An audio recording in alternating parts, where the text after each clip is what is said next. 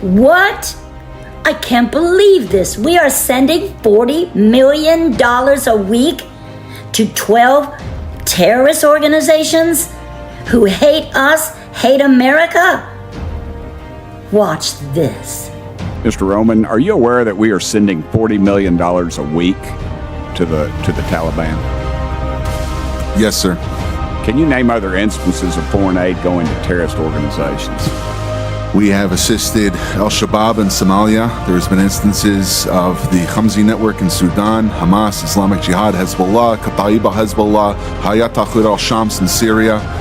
Dozens of terror organizations have received indirect assistance from U.S. foreign aid. Let's use Gaza as our case study. $2.1 billion in American taxpayers' money to Gaza since October 7th when Hamas invaded southern Israel. USAID money was going in terms of an emergency use authorization to try to go to parties that USAID formerly had a relationship with in the Gaza Strip. How did terrorists exploit our foreign aid loopholes? You have international NGOs and UN agencies actively lobby here in Washington, D.C. against vetting policies that would prevent it. I was the senior vetting officer at USAID, and what we did... Did you say United Nations is doing this? The UN? Sure, everybody who's getting money lobbies here. So the taxpayers fund this lobbyist who's working against American interests. Correct. Possibly killing our allies and possibly Americans. They bring together groups in Washington that overseas work with groups that kill Americans. How do these programs compromise our national security, Mr. Werneth? They actually push China.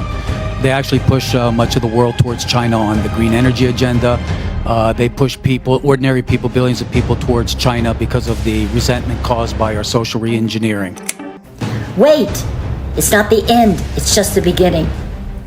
Our God is coming to restore America. Check this out.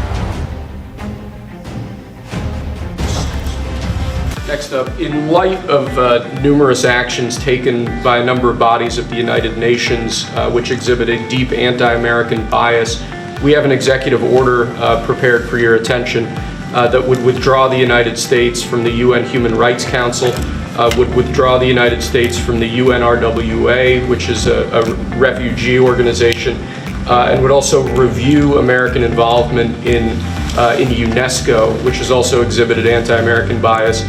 More generally, the executive order calls for a review of American involvement and funding in the UN in light of the wild disparities in levels of funding among different countries that, as you've expressed previously, is deeply unfair to the United States. So I've always felt that the UN has tremendous potential. It's not living up to that potential right now. It really isn't, hasn't for a long time. It has, there are great hopes for it, but it's not being well run, to be honest.